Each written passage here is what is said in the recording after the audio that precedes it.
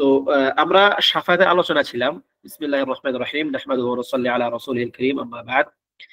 শাফাতের মৌলিক কিছু আলোচনা আমাদের গত ক্লাসে হয়েছিল। তো এখন যদি আমি প্রশ্ন করি যে শাফাত দুনিয়াতে যখন একজন আরেকজনের কাছে কোনো একটা সুপারিশ করে, যেমন আমি আপনার কাছে একটা সুপারিশ করলাম, দুনিয়ার শাফাতের সঙ্গে আল্লাহ সুবহানাহু ওয়া তাআলার শাফাতের একটা মৌলিক পার্থক্য আছে। সেই মৌলিক পার্থক্যটা কি, কে বলতে পারবেন? দুনিয়াতে শাফাত এবং আল্লাহ তাআলার নিকট শাফাত, এই দুয়ের মধ্যে একটা মৌলিক পার্থক্য আছে।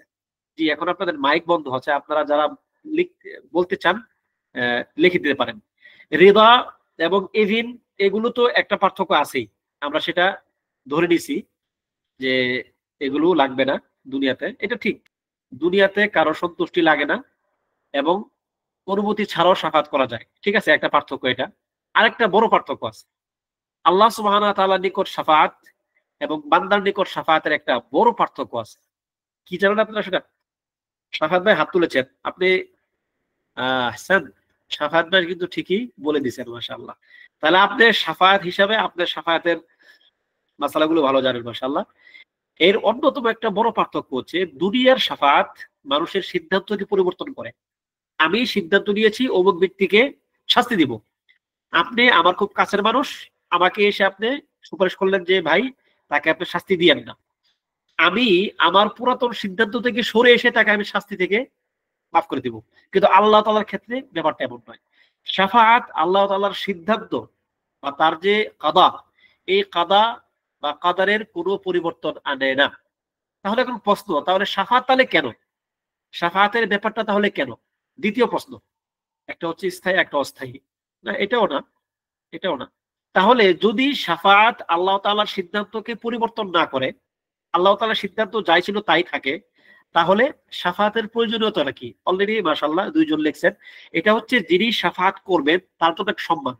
আল্লাহ তাআলা শাফাআতকারীর জন্য একটা সম্মান হিসেবে তিনি সেটা আখিরাতে রেখে দিয়েছেন, যে এটি হচ্ছে তার জন্য একটি সম্মানের জায়গা, যে তিনি শাফাআত করতে পারবেন। যেমন ওয়াবাআসহু, আমরা দোয়া করি ওয়াবাআসহু মাকামান মাহমুদানিল্লাযী ওয়া'দ, এবং আমাদের নবীকে আপনি এমন অবস্থায় মানে উত্থিত করেন এবং তাকে আপনি এমন মাকাম দান করেন যা হচ্ছে কি মাকাম মাহমুদা, সম্মানিত প্রশংসিত স্থান, যা আপনি তাকে ওয়াদা করেছেন।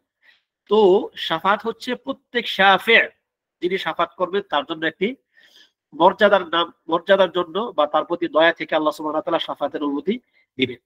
দ্বিতীয় প্রশ্ন, শাফাত এর আমরা আলোচনাগুলো জানলাম। শাফাত আপনি কি কি মাধ্যমে প্রাপ্ত হবেন, কি কি বলতে পারবেন? শাফাত কি কি মাধ্যমে প্রাপ্ত হওয়া যায়? এক দুইটা কারণ উল্লেখ করেন। সরিহ, কোরআন সুন্নাহর মধ্যে সরিহ ভাবে দুটি কারণ উল্লেখ আছে, এছাড়া আরো থাকতে পারে। যেমন একটি হচ্ছে কি কি মাধ্যমে আপনি শাফাত পাবেন, কি কি কাজ করলেন। আচ্ছা, একটা বলে দেই, আরেকটা আপনারা বলবেন। একটা হচ্ছে ইখলাস আমাল, মানে আপনি পরিপূর্ণ ইখলাসের সাথে আল্লাহ সুবহানাহু ওয়া তাআলার একত্ববাদকে বেঁধে নেবেন, তাওহীদকে বেঁধে নেবেন, ঠিক আছে? যেমন হাদিসে আসছে মান আসআদুন নাসি বিশাফাআতিকা ইয়া রাসূলুল্লাহ, হে রাসূলুল্লাহ, কিয়ামতের দিন আপনার শাফাতে ধন্য হবে কারা, সবচেয়ে ধন্য হবে কারা আপনার শাফাতে? তখন তিনি বললেন মান ক্বালা লা ইলাহা ইল্লাল্লাহ মুখলিসান ফি কলবি, অর্থাৎ যে ব্যক্তি তার অন্তরের বিশ্বাস সহকারে কি করবে? লা ইলাহা ইল্লাল্লাহ বলবে, অর্থাৎ তাওহীদের যে কালিমা, তাওহীদকে যে ব্যক্তি অন্তরের বিশ্বাস সহকারে মেনে নিবে, তাকে সে আল্লাহ নবী সাল্লাল্লাহু আলাইহি ওয়াসাল্লামের শাফাতের সৌভাগ্যবান হবে শাফাতের মাধ্যমে। দ্বিতীয় একটা আছে, দ্বিতীয়, এটা শেষ, তাওহীদ সুন্নাহ আমল এগুলো মোটামুটি শেষ, মানে এটা এক কথার মধ্যেই চলে আসছে। দ্বিতীয় একটা কি? ইত্তিবাউস সুন্নাহ, একজন লিখলেন ইত্তিবাউস সুন্নাহ, এটা আম কথা। ইত্তিবাউস সুন্নাহ ওই প্রথমটার মধ্যে এসে পড়ছে, কারণ আপনি তাওহীদের ইত্তেবা করবেন কিভাবে? দরুদ পাঠ, হ্যাঁ এক প্রকার, দরুদ পাঠ এক প্রকার। এটা হচ্ছে ইত্তিবাউল মুআজ্জিন, অর্থাৎ মুআজ্জিনের মানে আজানের উত্তর দেওয়া। যেমন হাদিসে আসছে যে ব্যক্তি বলবে তোমরা আজানের সময় কি করো, মুআজ্জিনের মতো করে সে যেমনটা বলে তোমরাও তেমনটা বলো। এরপর এই দোয়া পড়ো, আল্লাহুম্মা رب هذه الدعوة التامة والصلاة القائمة آتي محمدا الوسيلة والفضيلة وابعثه مقاما محمودا الذي وعدته। এই দোয়া যে পড়বে, হাদিসে আসছে হাল্লাত লাহু শাফাআতি ইয়াউমাল কিয়ামা, কিয়ামতের দিন এই ব্যক্তির জন্য আমার শাফাত হালাল হয়ে যাবে। ঠিক আছে? তাহলে দুইটা সুস্পষ্ট সরিহ হাদিসে আসছে।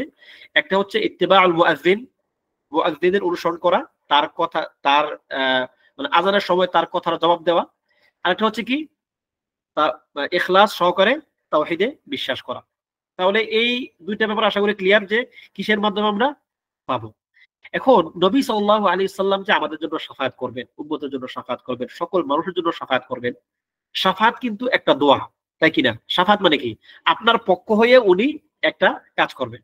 আপনি যে কথাটা বলতে সাহস পাচ্ছেন না, যে ব্যাপারটা আপনার পক্ষে এখন করা সম্ভব হচ্ছে না, সেটা আপনি অন্য কারো মাধ্যমে করাবেন। তাহলে এটা কিন্তু একটা তাওয়াসসুল, এটা কিন্তু এক প্রকার তাওয়াসসুল।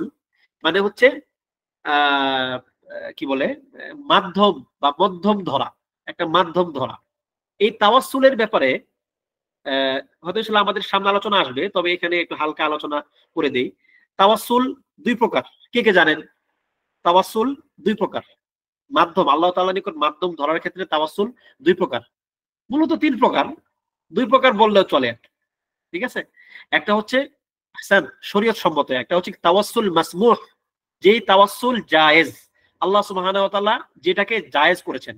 আরেকটা হচ্ছে শরীয়ত সম্মত না বা তাওয়াসসুল মামনুর। আরেকটা আছে প্রকার, ওইটাও তাওয়াসসুল মামনুয়ের অধীনেই পড়ে যায়, তো আমরা সেটা উল্লেখ করি। তা হচ্ছে কি, আত তাওয়াসসুলুল্লাযী সাকাতা আনহু শারি', অর্থাৎ শরীয়ত প্রণেতা, শরীয়ত দাতা আল্লাহ সুবহানাহু ওয়া তাআলা যেই তাওয়াসসুল সম্বন্ধে চুপ থেকেছেন, অর্থাৎ যেই তাওয়াসসুল শরীয়তে উল্লেখ নাই এমন যত তাওয়াসসুল আছে, সকল তাওয়াসসুল তাওয়াসসুলে মামনুয়ের অধীনে পড়ে যাবে। আচ্ছা, তাওয়াসসুল মাশরু' বা তাওয়াসসুল মাসমুহ কি জিনিস? তা হচ্ছে আপনি আপনার সৎ আমলের মাধ্যমে তাওয়াসসুল করবেন। আপনার যত প্রকার ভালো কাজ আপনি করবেন, তার মাধ্যমে আপনি আল্লাহর নিকট তাওয়াসসুল করবেন। এক ভাই লিখলেন যে আল্লাহ সুবহানাহু ওয়া তাআলার গুণগত নাম এবং তার যে গুণাবলী, এগুলোর মাধ্যমে তাওয়াসসুল করা, এটা জায়েজ। এটা কি মাসমুহ, মাশরু'। যেমন কি আল্লাহ তাআলা বলেন ওয়ালিল্লাহিল আসমাউল হুসনা ফাদউহু বিহা, আল্লাহর রয়েছে সুন্দর সুন্দর নাম, তোমরা তাকে সেই নাম ধরে ডাকো, ফাদউহু বিহা। তাহলে নামের মাধ্যমে তাওয়াসসুল করা জায়েজ এবং তার সিফাতের মাধ্যমে তাওয়াসসুল করা জায়েজ। যেমন ইয়া হাইয়ু ইয়া কাইয়ুম বিরহমাতিকা আস্তাগীথ, তাহলে আপনি রহমতের মাধ্যমে আল্লাহ তাআলার নিকট সাহায্য চাচ্ছেন, দয়া চাচ্ছেন, এটা জায়েজ। এরপরে কি, আপনার আমলের মাধ্যমে আপনি তাওয়াসসুল করবেন, আপনার আমল। যেমন বনী ইসরাঈলের ওই ঘটনা আপনারা সবাই জানেন, তিন ব্যক্তি এক গুহার মধ্যে আটকা পড়লো, তখন প্রত্যেকেই ওই পাথর সরানোর জন্য প্রত্যেকে একটা করে ভালো কাজ, ঠিক আছে, উল্লেখ করতেছিল, যে এই কাজের মাধ্যমে যেন আল্লাহ তাআলা কি করেন, তাদেরকে এই সমূহ বিপদ থেকে রক্ষা করেন, মুক্তি দেন। তো ওটা কি, যেমন এক ব্যক্তি তখন বলেছিল যে হে আল্লাহ, আমি আমার মা বাবার প্রতি অত্যন্ত মানে অনুগত ছিলাম, তাদের সেবা যত্ন করতাম, এরকম এরকম আপনারা সবাই জানেন ঘটনাগুলো, আমি আর লম্বা করতেছি, আমাদের সময় কম, পড়া অনেক রয়ে গেছে এখন। তো সেখানে প্রত্যেকে তার একটা করে আমল উল্লেখ করেছিল, আমল উল্লেখ করে আল্লাহ তাআলার নিকট দোয়া করেছিল, হে আল্লাহ, যদি ওই কাজটা আমি একমাত্র আপনার জন্য করে থাকি, তাহলে আপনি আমাকে আজকে এই বিপদ থেকে উদ্ধার করেন। তখন আল্লাহ তাআলা তাদেরকে আস্তে আস্তে তিনজনের তিনটা দোয়ার মাধ্যমে পাথর তিনি সরিয়ে দিয়েছেন। এটা একটা। এরপরে কি, তাওয়াসসুল বিদুআইল আখারিন, অন্যজনের দোয়ার মাধ্যমে আপনার তাওয়াসসুল। এখন এই দোয়ার মাধ্যমে সরাসরি তাওয়াসসুল না, এটা এক প্রকার তাওয়াসসুল, যে অন্যে আপনার জন্য দোয়া করবে আল্লাহ তাআলা নিকট, এটাও এক প্রকার তাওয়াসসুল।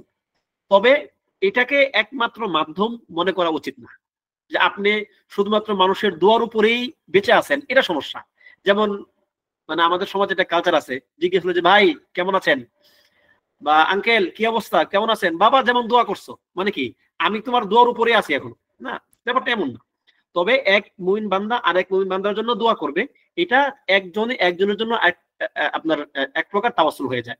তবে আমরা মানে আজকের যে আলোচনা, যেহেতু এখানে শাফাআতের আলোচনা আমাদের মূল আলোচনা, এই শাফাআত যেহেতু নবী সাল্লাল্লাহু আলাইহি ওয়াসাল্লামের জন্য কিছু কিছু ক্ষেত্রে খাস, যদিও শাফাআত কিন্তু তার জন্য একমাত্র খাস না, আরো অনেকেই শাফাআত করবেন কিয়ামতের দিন। তো আমরা নবী সাল্লাল্লাহু আলাইহি ওয়াসাল্লামের শাফাআত নিয়ে কিছুক্ষণ কথা বলি। নবী সাল্লাল্লাহু আলাইহি ওয়াসাল্লামের শাফাআত যেহেতু আমরা কথা বলতেছি, তাহলে নবী সাল্লাল্লাহু আলাইহি ওয়াসাল্লামের মাধ্যমে তাওয়াসসুল করা। এবার আসেন, আমরা কিন্তু তিনটা জিনিস জানলাম, একটা হচ্ছে তাওয়াসসুল মাশরু' অথবা মাসমুহ, দ্বিতীয় হচ্ছে তাওয়াসসুল মামনু', তৃতীয় হচ্ছে কি তাওয়াসসুল আল্লাযী সাকাতা আনহু শারি', শরীয়ত প্রণেতা বা শরীয়ত দাতা যে ক্ষেত্রে চুপ থেকেছেন। যত রকমের তাওয়াসসুল আরো নতুন তৈরি হবে, বেদাতি তাওয়াসসুল, যেই ব্যাপারে শুধুমাত্র নির্দেশনা দেওয়া নাই, কোরআনের মধ্যে সুন্নাহর মধ্যে সকল প্রকার তাওয়াসসুল ওই অংশের অন্তর্ভুক্ত হবে যে এই ক্ষেত্রে শারে চুপ থেকেছেন, সুতরাং সেটা হারাম হয়ে যাবে। ঠিক আছে, এবার আসুন নবী সাল্লাল্লাহু আলাইহি সাল্লামের মাধ্যমে তাওয়াসসুল করা, এটি কয় প্রকার কে কে জানেন? জানা উচিত, কারণ এটা আপনাদেরকে সম্ভবত আগে আমি দুই একবার বলেছিলাম, আমার যতটুকু মনে পড়ে আর কি, যে নবী সাল্লাল্লাহু আলাইহি সাল্লামের মাধ্যমে তাওয়াসসুল, আর তাওয়াসসুলু বিন নবী সাল্লাল্লাহু আলাইহি ওয়াসাল্লাম কত প্রকার কি কি।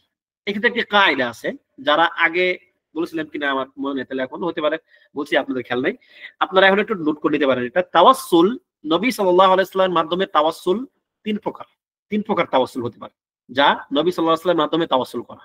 একটা কি, নবী সাল্লাল্লাহু আলাইহি সাল্লামের জীবিত থাকা অবস্থায় জায়েজ, তার ইন্তেকালের পরে হারাম, এক প্রকার। তার জীবিত অবস্থায় জায়েজ, ইন্তেকালের পরে হারাম, এক প্রকার। দ্বিতীয় প্রকার হচ্ছে তার জীবিত অবস্থায় এবং মারা যাওয়ার পরেও দুই অবস্থায় জায়েজ। ঠিক আছে, আর তৃতীয়টা হচ্ছে তার জীবিত অবস্থায় এবং মারা যাওয়ার পরে উভয় অবস্থায় হারাম। ক্লিয়ার হলো? তিনটা, জীবিত অবস্থায় জায়েজ, মারা যাওয়ার পরে জায়েজ না। এটা হচ্ছে তার দোয়া। নবী সাল্লাল্লাহু আলাইহি সাল্লামের কাছে কেউ যদি গিয়ে দোয়া চাইতে, ইয়া রাসূলুল্লাহ আপনার জন্য দোয়া করুন, ঠিক আছে, আমার জন্য এটা হয় ওইটা হয়, এরকম অনেকে দোয়া চাইছেন গিয়ে। যেমন এক জায়গায় বৃষ্টি হচ্ছিল না, এক ব্যক্তিকে বলছে, ইয়া রাসূলুল্লাহ আমাদের এলাকায় বৃষ্টি হচ্ছে না, সকল মাঠগুলো খরাতে হয়ে গেছে, পশুগুলো পানির অভাবে কাতরাচ্ছে, আপনি আমাদের জন্য দোয়া করুন বৃষ্টির জন্য। তখন তিনি বৃষ্টির জন্য দোয়া করলেন জুমার দিনে। এমন বৃষ্টি হলো, পরবর্তী জুমার দিনে এরা এসে বলল, ইয়া রাসূলুল্লাহ সব ডুবে যাচ্ছে, এবার বৃষ্টি বন্ধের জন্য দোয়া করুন। তখন তিনি দোয়া করলেন, আল্লাহ আমাদের আশপাশে, আল্লাহুম্মা হাওয়ালাইনা ওয়ালা আলাইনা, আল্লাহ আপনি আমাদের আশপাশে দেন, আমাদেরকে আর দিয়েন না। তখন আবার বৃষ্টি থেমে গেল। তাহলে কি, নবী সাল্লাল্লাহু আলাইহি সাল্লাম জীবিত অবস্থায় তার নিকট গিয়ে দোয়া চাওয়া এটা জায়েজ, কিন্তু তার ইন্তেকালের পরে এখন যদি কেউ নবী সাল্লাল্লাহু আলাইহি সাল্লামের কাছে দোয়া চায়, ইয়া রাসূলুল্লাহ আপনি আমাদের জন্য আল্লাহর কাছে দোয়া করেন, জায়েজ হবে? হবে না। কেন? কারণ এটি হচ্ছে নবী সাল্লাল্লাহু আলাইহি সাল্লামের জীবিত থাকা অবস্থার জন্য খাস। তিনি যখন মারা গেছেন তার দোয়ার রাস্তা কি হয়ে গেল? বন্ধ হয়ে গেল। এখন তার নিকট আর দোয়া চাওয়া যাবে না। তাহলে দোয়া হচ্ছে তার জীবিত অবস্থায় জায়েজ ছিল, দোয়ার মাধ্যমে তাওয়াসসুল করা, তার ইন্তেকালের পরে সেটা হারাম হয়ে গেল। দ্বিতীয়, তার জীবিত অবস্থায় এবং তার ইন্তেকালের পরে উভয় অবস্থায় জায়েজ। এটা কোন প্রকার তাওয়াসসুল? আপনি নবী সাল্লাল্লাহু আলাইহি সাল্লামের মাধ্যমে যে তাওয়াসসুল গুলো হবে সেটা কোন প্রকার তাওয়াসসুল, যা তার জীবিত অবস্থায় জায়েজ ছিল, এখনো সেটা জায়েজ? কে বলতে পারবেন? পারা উচিত। কেউ কি পারেন? মানে শুধু হাত তুলে যে পারেন তাইলে হবে, বুঝবো যে আপনারা কেউ পারেন। আচ্ছা হ্যাঁ, এটি হচ্ছে নবী সাল্লাল্লাহু আলাইহি সাল্লামের ইত্তিবা'এর মাধ্যমে তাওয়াসসুল করা। ইত্তিবা, যে আপনি আল্লাহর নবী সাল্লাল্লাহু আলাইহি ওয়াসাল্লামকে কি করেন? অনুসরণ করেন, তাকে আপনি ভালোবাসেন। এই ভালোবাসার মাধ্যমে, তার ইত্তিবা'এর মাধ্যমে, তার সুন্নাহের অনুসরণ করার মাধ্যমে আল্লাহর নিকট তাওয়াসসুল করা। যেমন এখন যদি আপনি দোয়া করেন, হে আল্লাহ আমি যে আপনার রাসূলকে ভালোবাসি, আমি যে আপনার রাসূলের ইত্তিবা করি, আনুগত্য করি, অনুসরণ করি, এর মাধ্যমে আমি আপনার নিকট জাহান্নাম থেকে পানা চাই, কোনো সমস্যা নাই, কারণ এটা একটা ইবাদত। নবী সাল্লাল্লাহু আলাইহি সাল্লামের আনুগত্য অনুসরণ করা কি একটা ইবাদত? আপনি আপনার ইবাদার মাধ্যমে তাওয়াসসুল করতে পারবেন। সুতরাং এটা তার জীবিত থাকা অবস্থায় যেমন জায়েজ ছিল, এখনো সেটা জায়েজ আছে। যেমন আল্লাহ তাআলা বলেন কোরআনে সূরা আলে ইমরানের মধ্যে, কুল ইন কুনতুম তুহিব্বুনাল্লাহ ফাত্তাবিউনি ইউহিব্বুকুমুল্লাহ, যে যদি তোমরা, হে নবী আপনি তাদেরকে বলে দিন, যদি তোমরা আল্লাহ তাআলাকে ভালোবাসো তাহলে তোমরা আমার অনুসরণ করো, তাহলে আল্লাহ তোমাদেরকে ভালোবাসবেন। আচ্ছা, আল্লাহ তাআলার ভালোবাসা চাওয়া এটা কি? নিয়ামত, এটা আখিরাতের জন্য একটা বিরাট কল্যাণ আপনার জন্য। এবং এটা আপনি কিসের মাধ্যমে পাচ্ছেন? নবী সাল্লাল্লাহু আলাইহি সাল্লামকে ভালোবাসার মাধ্যমে। সুতরাং নবী সাল্লাল্লাহু আলাইহি সাল্লামকে ভালোবাসা একটা ইবাদত, ঠিক আছে? তাহলে এটা হচ্ছে তার অনুসরণ করা, তাকে ভালোবাসা, এগুলোর মাধ্যমে আল্লাহ তাআলার নিকট তাওয়াসসুল করা, এটি জায়েজ তার জীবিত অবস্থায় এবং তার ইন্তিকালের পরে। এত ক্লিয়ার নাকি? এবার আসেন, কোন প্রকার তাওয়াসসুল তার জীবিত অবস্থায়ও জায়েজ নাই, তার ইন্তিকালের পরেও জায়েজ নাই? মাশাআল্লাহ, একজন লিখে ফেলেছেন, তার জাতের মাধ্যমে। তার জাত এবং তার জাহ মানে কি?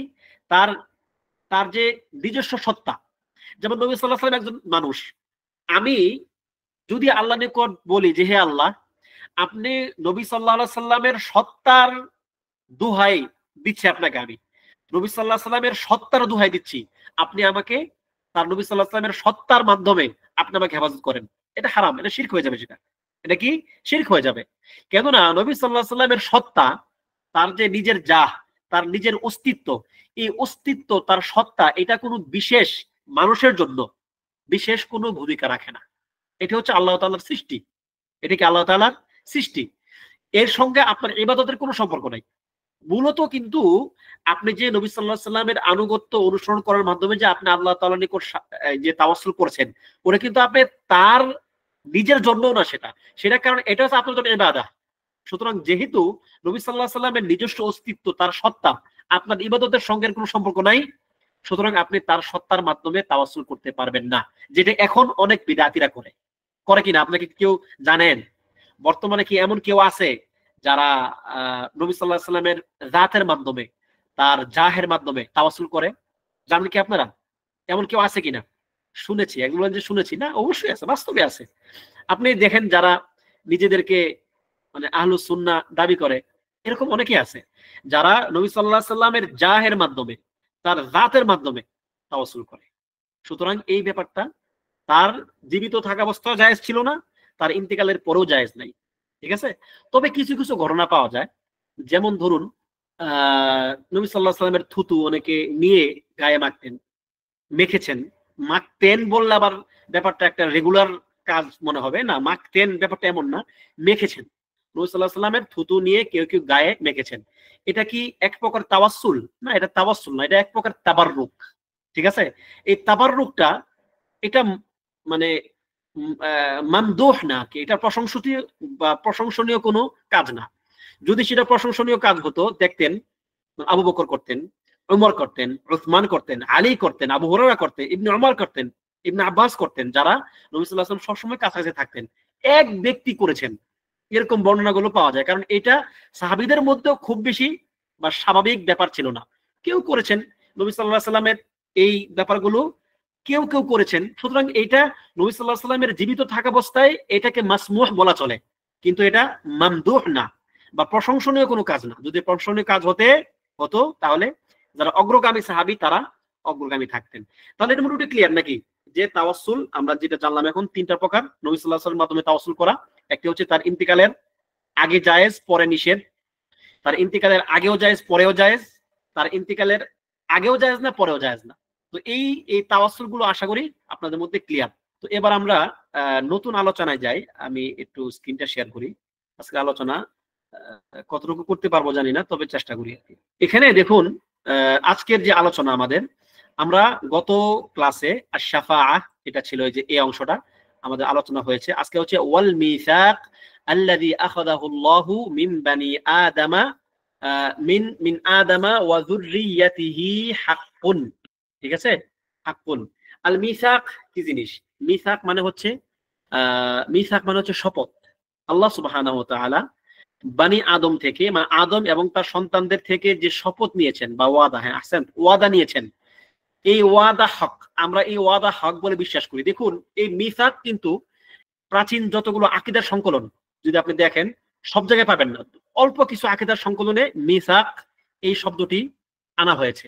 বেশিরভাগ আকীদার সংকলনেই মিসাকের এই কথাটি নিয়ে আসা হয় নাই। এর কিছু কারণ আছে, আমি আপনাদের কারণটা একটু পরে দেখি ইনশাআল্লাহ বলবো। তার আগে বলি যে মিসাক কি জিনিস আপনারা সবাই জানেন। যেমন কোরআনে আসছে, আল্লাহ তাআলা বলছেন ওয়াইদ আখাযা রাব্বুকা মিন বানি আদামা মিন যুহুরিহিম যুররিয়াতাহুম ওয়া আশহাদাহুম আলা আনফুসিহিম আলাস্তু বিরাব্বিকুম ক্বালু বালা শাহিদনা আন তাকুলু ইয়াওমাল কিয়ামাতি ইন্না কুন্না আন হাযা গাফিলুন ইন্না কুন্না আন হাযা গাফিলিন। যে যখন আপনি স্মরণ করুন, যখন আল্লাহ সুবহানাহু ওয়া তাআলা বা আপনার রব আদমের পিঠ থেকে তার সন্তানদেরকে বের করেছেন এবং তাদেরকে বলেছেন আলাস্তু বিরাব্বিকুম, আমি কি তোমাদের রব নই? এই ওয়াদা তিনি তাদের কাছ থেকে নিয়েছেন। তখন তারা বলল ক্বালু বালা, হ্যাঁ অবশ্যই আপনি আমাদের রব। তখন তিনি বললেন যে শাহিদনা আন তাকুলু ইয়াউমাল কিয়ামাতি ইন্না কুন্না আন হাযা গাফিলিন, যে আমি সাক্ষী থাকলাম যাতে করে কিয়ামতের দিন তোমরা বলতে না পারো যে আমরা এই বিষয়ে জানতাম না। আচ্ছা, এটা একটা আয়াত। এখানে পরিপূর্ণ বানি আদম সন্তান যারা আছে, কাফের, মুনাফিক, বেঈমান, যত রকমের মানুষ আছে, সকল জাতি গোষ্ঠীর মানুষ, প্রত্যেকের পক্ষ থেকে আল্লাহ সুবহানাহু ওয়া তাআলা তার রব হওয়ার ব্যাপারে তাদের কাছ থেকে তিনি ওয়াদা নিয়েছিলেন। তাদের কাছ থেকে তিনি এক প্রকার শপথ বলতে পারেন, তিনি সেটা নিয়েছিলেন। হ্যাঁ, তাদের কাছ থেকে স্বীকৃতি তিনি নিয়েছিলেন। এই প্রকার স্বীকৃতি, এটা কি তার উপর হুজ্জত কায়েম হওয়ার জন্য যথেষ্ট?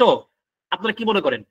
এই যে এই প্রকার স্বীকৃতি, কারণ আল্লাহ বললেন যে শাহিদনা আন তাকুলু ইয়াউমাল কিয়ামাতি ইন্না কুননা আন হাযা গাফিলিন, যাতে করে তোমরা কিয়ামতের দিন বলতে না পারো যে আল্লাহ আমি জানতাম না।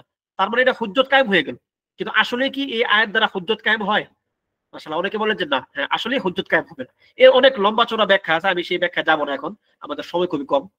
মোট কথা হচ্ছে যে আল্লাহ সুবহানাহু ওয়া তাআলা, এটি হচ্ছে বান্দার অবস্থা যেন বান্দা বুঝে, বান্দা যে তার ফিতরাতগত দিক থেকে, এটা হচ্ছে ফিতরাতকে সাব্যস্ত করার জন্য এটা, যে আল্লাহ সুবহানাহু ওয়া তাআলা বান্দার অন্তরে যে ফিতরাত দিয়ে দিয়েছেন। ফিতরাত কি? ফিতরাতাল্লাহিল্লাতী ফাতারান নাস আলাইহা লা তাবদীলা লিকালিমাতিল্লাহ অথবা লা তাবদীলা লিখালকিল্লাহ, যে এমন ফিতরাত, যে ফিতরাতটা আল্লাহ সুবহানাহু ওয়া তাআলা মানুষের অন্তরে দিয়ে দিয়েছেন, মানুষকে যার যে ফিতরাতের মধ্যে তিনি সৃষ্টি করেছেন। সেটা কি আপনারা কি কেউ জানেন সেই ফিতরাত কি জিনিস? অনেকে হয়তো জানবেন। ফিতরাত কি জিনিস? ফিতরাত হচ্ছে ইসলাম।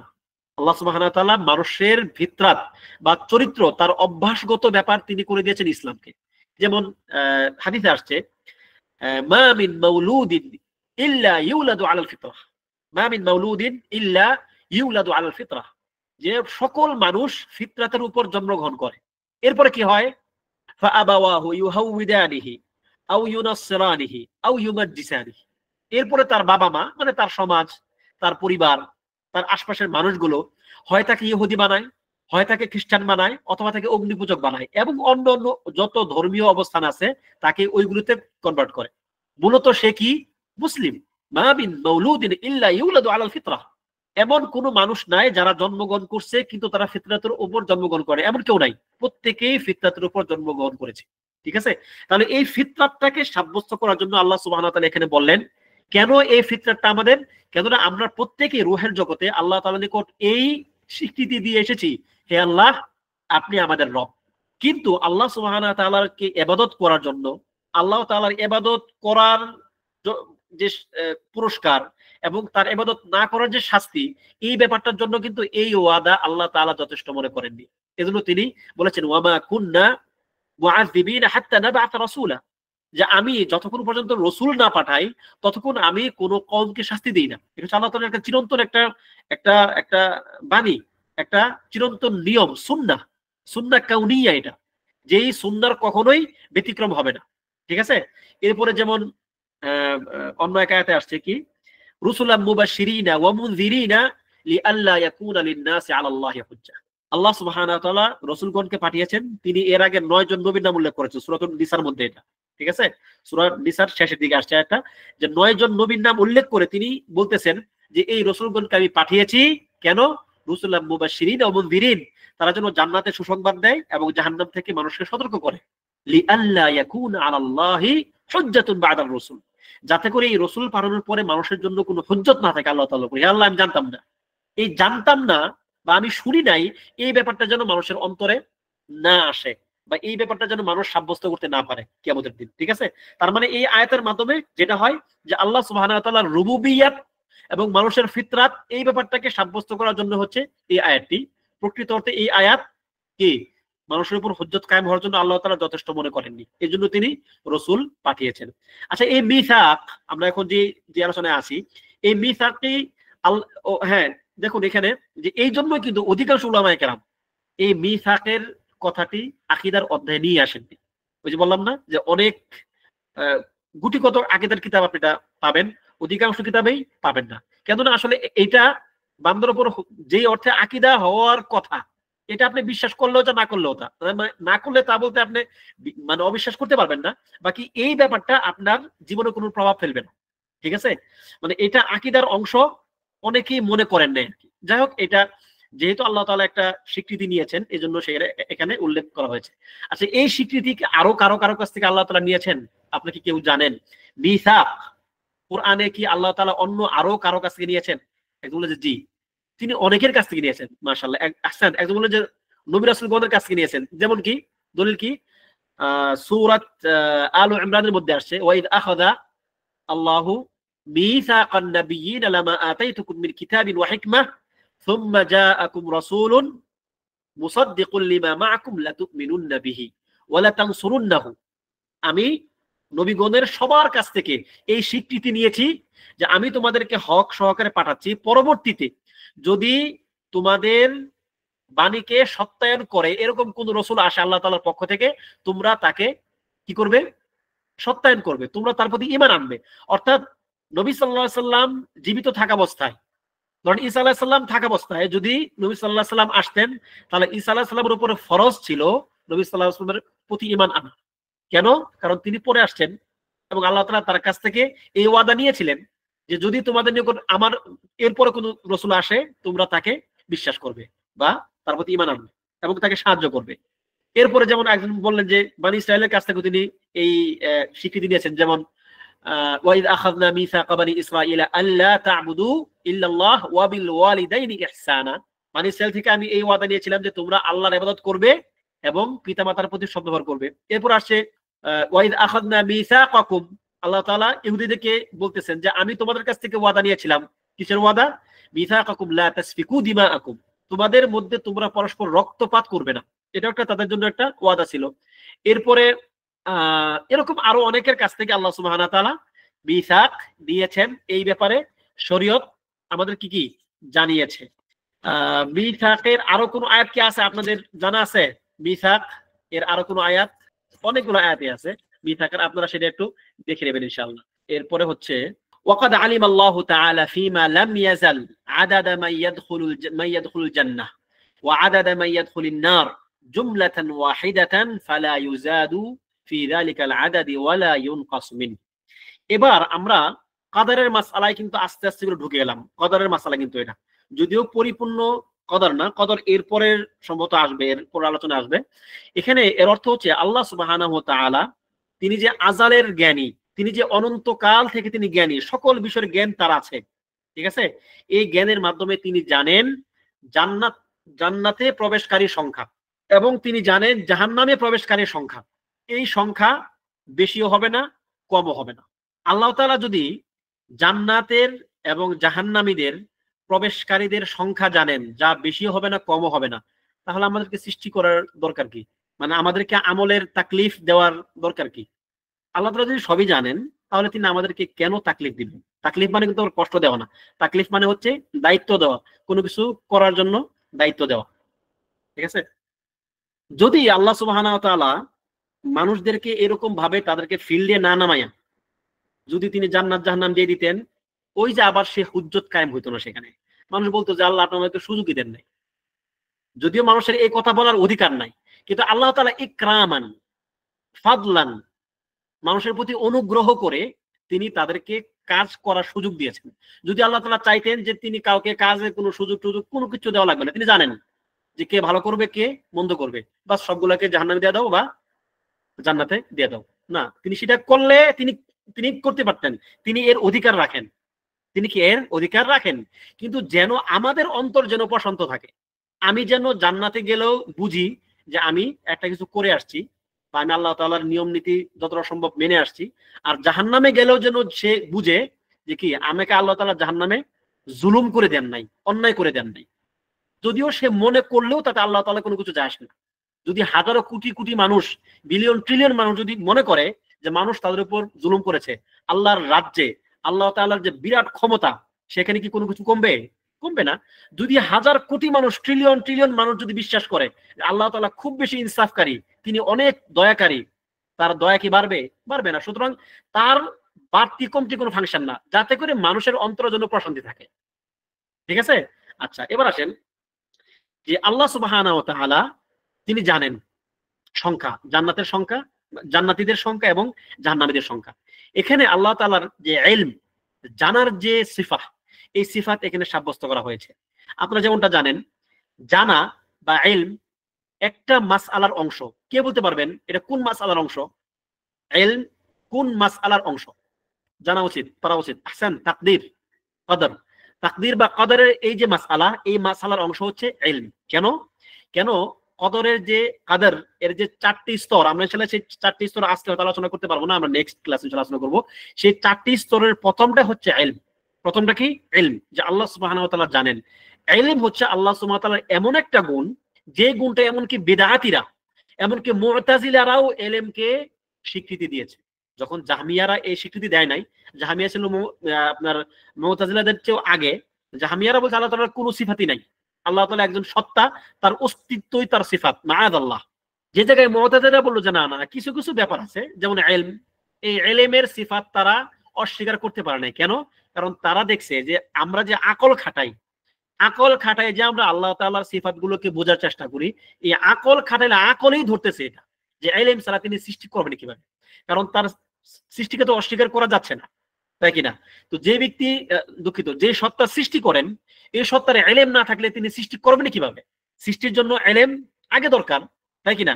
তাদের এই যুক্তিতেই তারা বিশ্বাস করেছে যে ইলম আল্লাহ তাআলার একটি সিফা। তবে তাদের মধ্যে, কাদারিয়াদের মধ্যে কিছু গুলাত আছে। গুলাত মানে কি? অতিরিক্ত পথভ্রষ্ট। এই মানুষগুলো আল্লাহ তাআলা ইলমকে অস্বীকার করে না।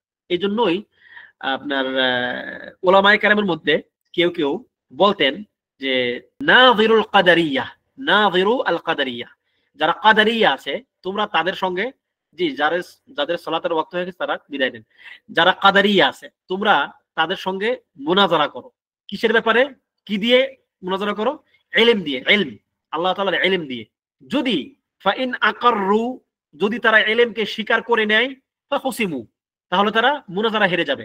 যদি তারা বলে যে আল্লাহ তাআলা ইলম আছে, আল্লাহ তাআলা আলিম আল গায়ব, তাহলে তারা মুনাজারা হেরে যাবে। কারণ কি? কারণ কাদেরিয়াদের মূল ভিত্তি কি? যে আল্লাহ তাআলা কোনো কিছু জানতেন ব্যাপারটা এমন না, ঘটার পরে তিনি জানেন, মাআদাল্লাহ। যদি তারা স্বীকার করে তাহলে তারা হেরে যাবে বিতর্কে। ওয়া ইন জাহাদু, যদি তারা একে অস্বীকার করে তাহলে কি হবে? কাফারু, তারা কুফরি করবে।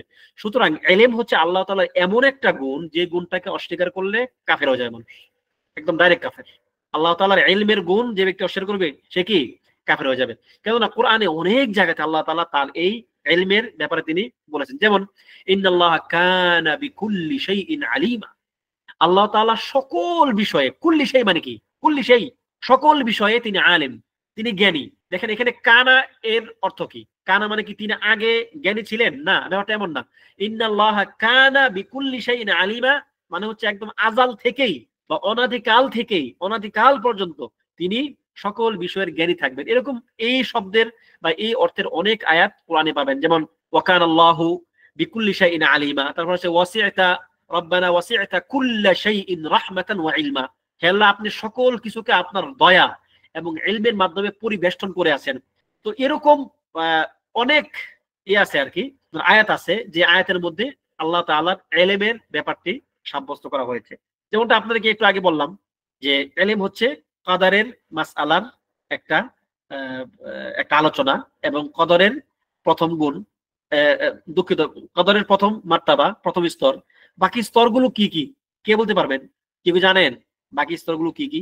ইলম একটা, কদরের চারটা মার্তাবা, চারটা স্তর। একটা হচ্ছে কি? ইলম। দ্বিতীয়টা কি লিখছেন নাকি? আচ্ছা আমি দেখি নাই। ইলম কিতাবা, একটা হচ্ছে ইরাদা, একটা হচ্ছে খালক, সৃষ্টি। আহসান। তাহলে ইলম, তারপরে কিতাবা লেখনী, এরপর হচ্ছে কি ইরাদা। এটা হচ্ছে ইরাদা মানে কি? ইরাদা কাউনিয়া, অর্থাৎ তার যেটা মাশিয়া, যেটাকে ইরাদা না বলে মাশিয়া বললেই ভালো আর কি। মাশিয়া বললে একটাই, কিন্তু ইরাদা বললে আবার ইরাদা কাউনিয়া শারঈয়া আছে, ঠিক আছে? আচ্ছা, তাহলে তার মাশিয়া, এরপর কি তার খালক। আমরা আসলে এই স্তরগুলো নিয়ে হয়তো পরবর্তী ক্লাস আলোচনা করবো। আজকে আমাদের সময় আছে কয় মিনিট আছে আর? এখন যদি কন্টিনিউ করব, আপনারা কি বলেন?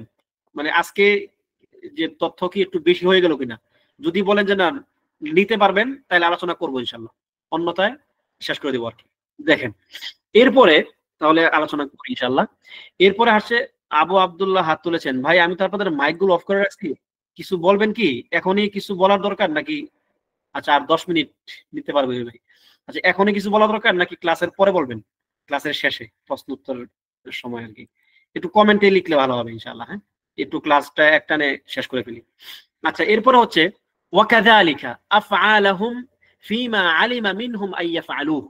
এই যে বললাম একটু আগে যে আল্লাহ তাআলা জান্নাত জাহান্নামের কারা কারা যাবে এই সংখ্যা পর্যন্ত তার সকল জ্ঞান তার আছে।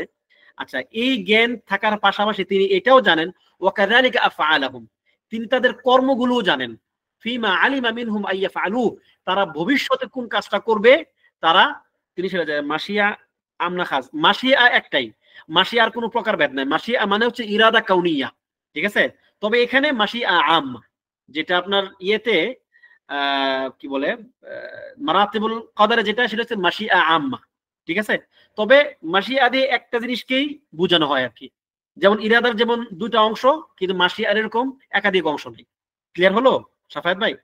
আচ্ছা, এরপরে হচ্ছে এখানে যে আল্লাহ সুবহানাহু ওয়া তাআলা, আচ্ছা তাহলে এখানে এরপরে কি বলা হচ্ছে যে ওয়াকাযালিকা আফআলাহুম ফীমা আলিমা মিনহুম আইয়াফআলু, যে তারা ভবিষ্যতে কি করবে আল্লাহ তাআলা সেটাও জানেন।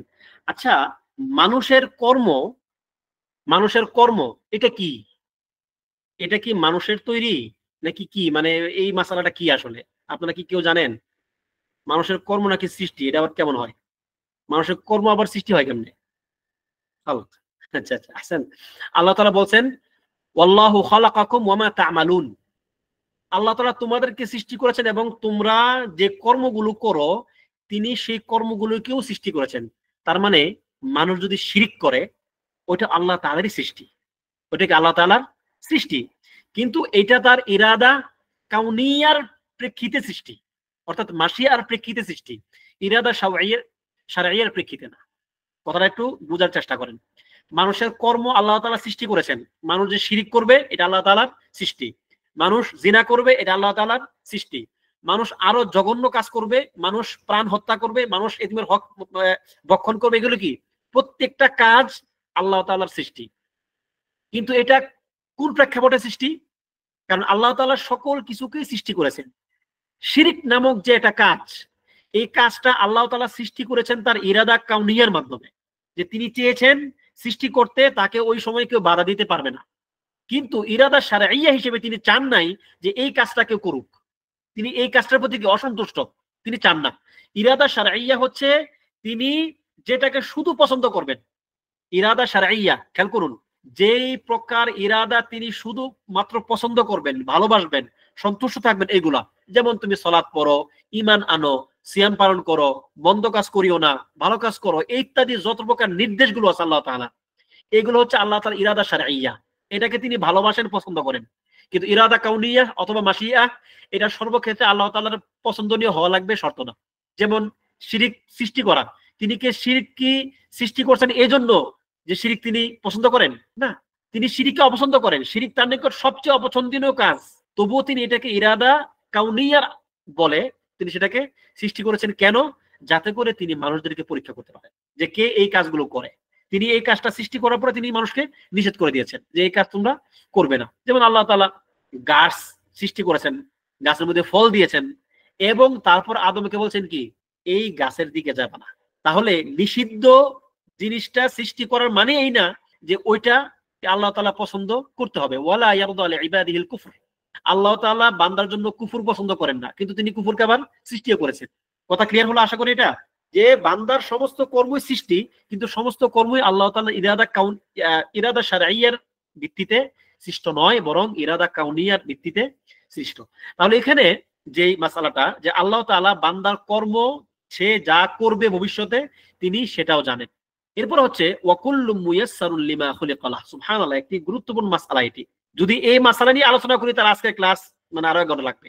ওয়াকুল্লু মুয়াসসারুল লিমা খুলিকা লাহ, অনেকের জন্য এটা একটা বিরাট একটা বলতে পারেন যে একটা ঝামেলার ব্যাপার, মানুষ এটাকে বুঝতে চায়। এর আগের অনেক ইতিহাস আছে যে ওয়াকুল্লু মুয়াসসারুল লিমা খুলিকা লাহ অর্থ হচ্ছে যে প্রত্যেককেই যার জন্য সৃষ্টি করা হয়েছে, জান্নাত কিংবা জাহান্নাম। ওই যে উপরে আমরা আলোচনা করলাম না জান্নাত জাহান্নাম, আচ্ছা আচ্ছা একটু শেষ করে দিচ্ছি। এই যে দেখেন আমাদের যে উপরে আলোচনা হলো যে জান্নাত জাহান্নামে আল্লাহ তাআলার সংখ্যা তিনি জানেন, যে কে এবং কয়জন জাহান্নামী, কে এবং কয়জন জান্নাতি, ঠিক আছে।